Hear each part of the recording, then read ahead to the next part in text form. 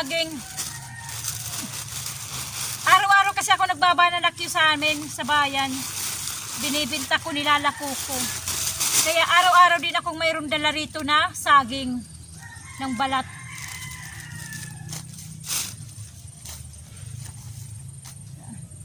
Yan, ilalagay ko dyan.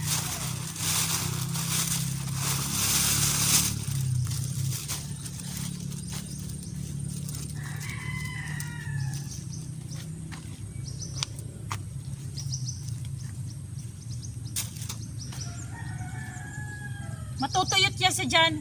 Matutuyot tapos mag-iitim. E pag inulan siya o nadiligan, yung kanyang katas mapupunta doon sa ilalim sa lupa.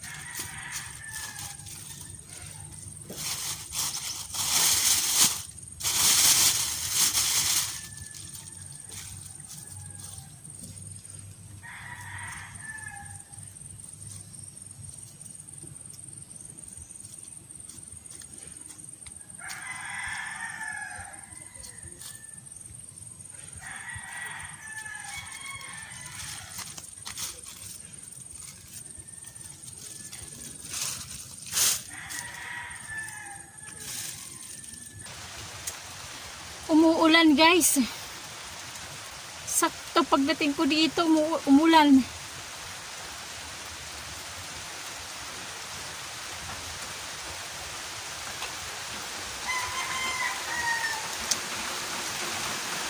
Lumalakas. Nagkalat yung yung ulap na iuulan.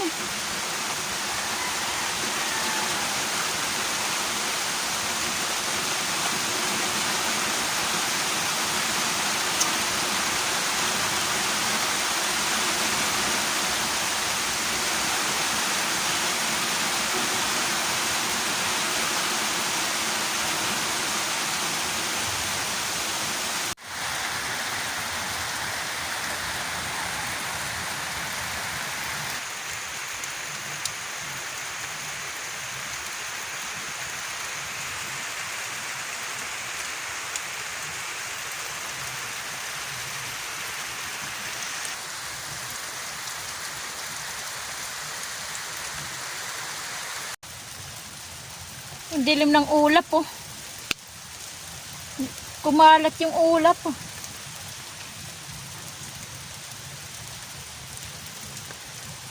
Kala ko kasi hindi uulan eh. Kaya tumuloy ako pupunta dito.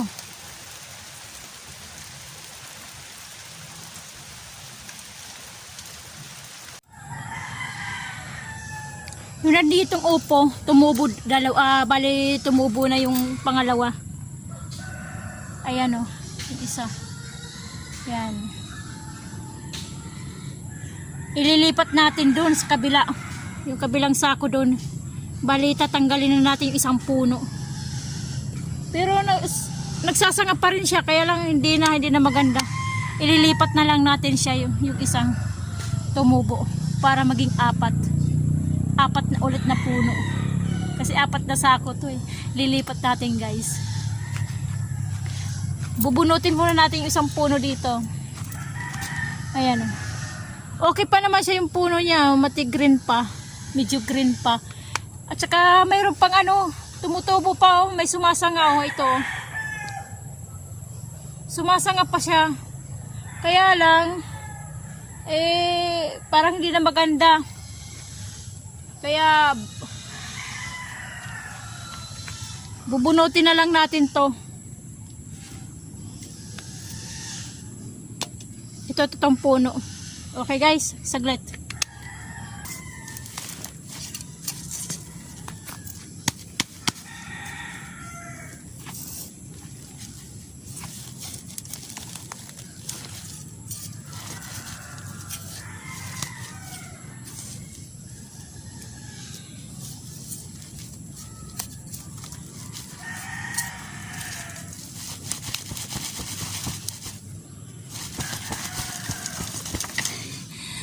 Matibay.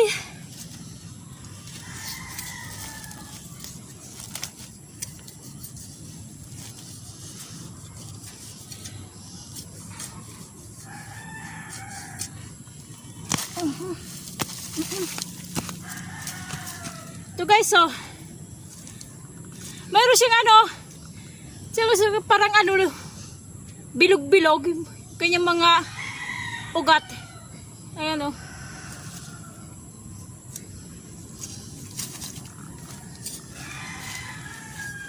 Nasira.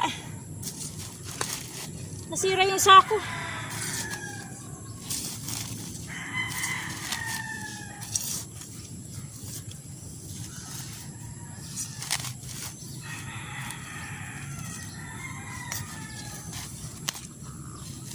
Ayan.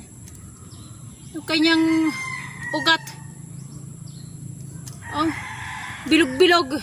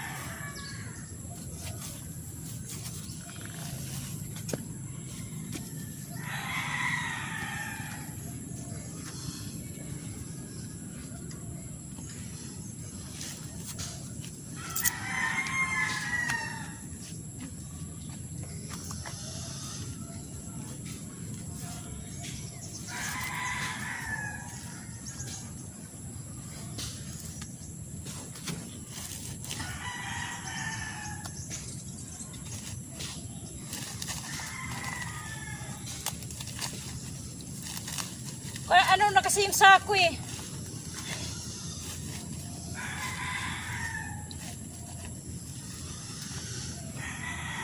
Wala tayong pang ano, ibang sako. Saglit guys. Ito.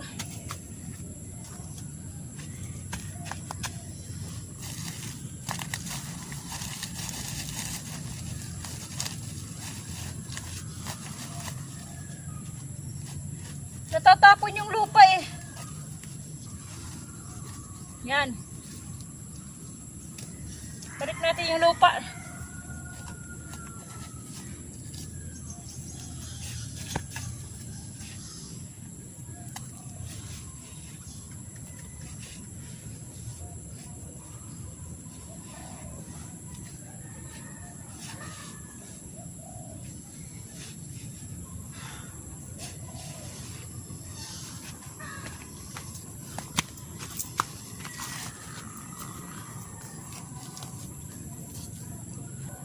Yan, ililipat natin dito yung isang ano, yung isang upo, yung tumubo.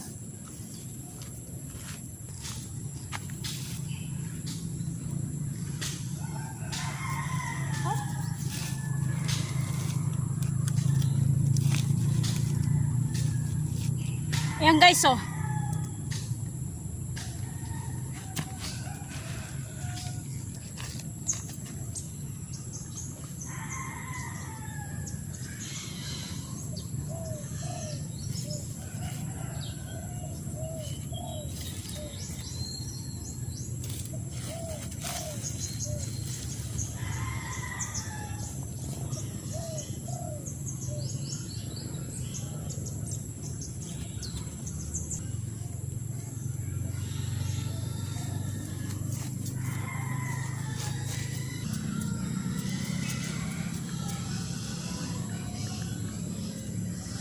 Ayan.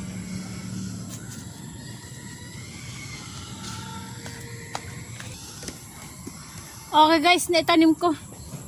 Ayan, nailipat ko na siya. Ayan na siya guys, oh. Nailipat ko siya, oh. Ayan. Nailipat ko. Maliit pa naman. Mas bagay yung maliit pa, nililipat ko. Kasi pag pag lumaki-laki na siya yung kanyang ugat, eh magkakalat na. Mahirap na siyang kunin, bungkalin. Magagalaw yung kanyang ugat. Kaya habang maliit pa lang, kasi isang ugat pa lang ganyan, yan, nilipat ko na. Okay. Yung isa hindi pa tumutubo. Pero tinignan ko yung buto kanina. Medyo mayroon na siyang umuusbong doon. Binalik ulit yung buto. Okay guys. Yung nandito ulit na kamuting kahoy, siyempre, kinahig ulit, kinalkal. Ibabalik ulit natin. Yung nandito ulit na kinalkalan ng manok.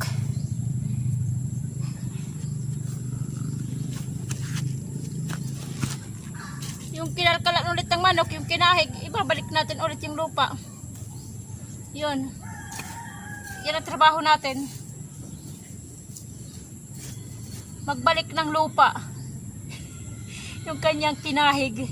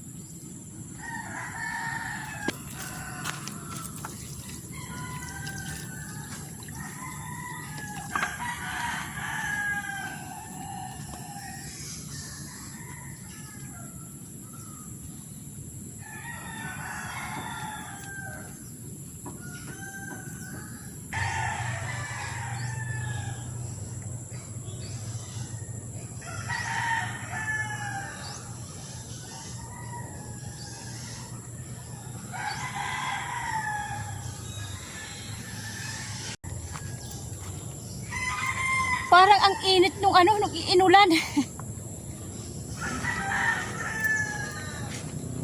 Akala ko lalamig eh. Kasi umulan, di pala. Mainit pa rin. Maalinsangan yung pakiramdam.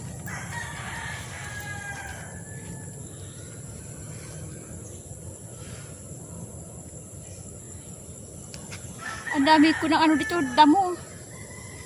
Doon sa may kanto. Hindi halata, pero pag tinignan mo doon, maraming damo. Kinalkala na naman ang manok ko.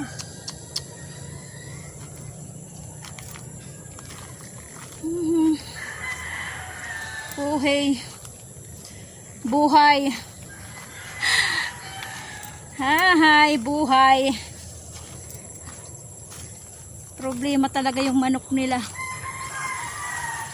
So, nagkalat yung nilagay kong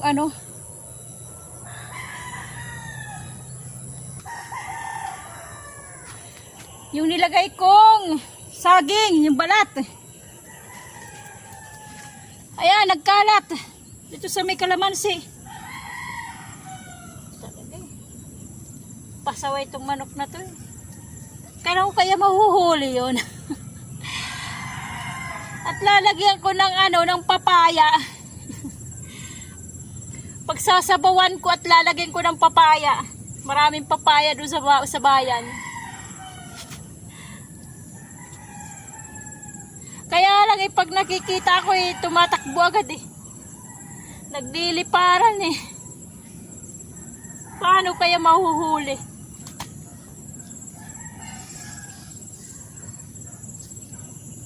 Para maging tinula na. Tinulang manok.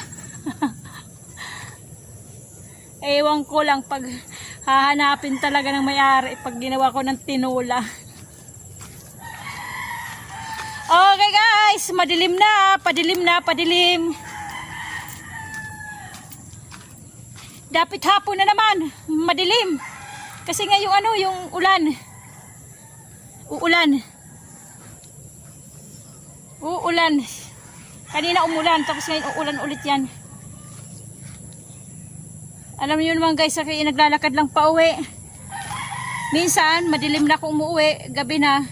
Alas 7, minsan ganyan, alas 7 ako umuwi. Dumadating ako ng bahay, 7:30. Noon. Ngayon, hindi na ako nakakapag-uwi ng madilim na aalis dito. Kasi nga, na ako doon sa daanan. Baka may ahas. Eh, siyempre madilim. Madilim yung daanan, hindi ko na makikita. Hindi katulad doon na hindi ko pa nakita yung ahas dyan. Eh, okay lang akong maglakad. Kahit madilim. Mamaya-maya uuwi na rin ako.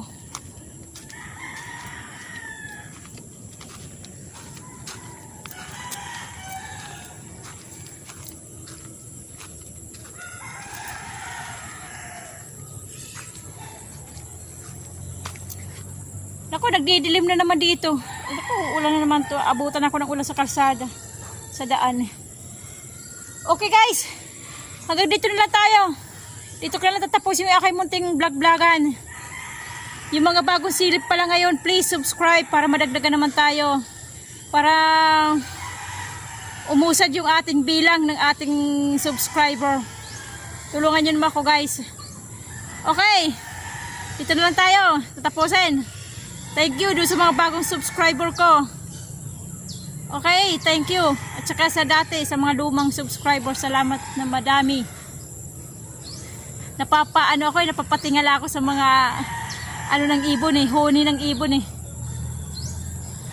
Madalas kasi dito yung ibon eh. Kasi nga, yung wala nang damo sa lupa, nakikita nila may lumalakad ng mga dyan, kung insekto. Kaya ganon. Okay guys. Kumusta ang buhay nyo? Ito ang aking buhay. Ang buhay ni Waray. God bless atin lahat. Bye bye.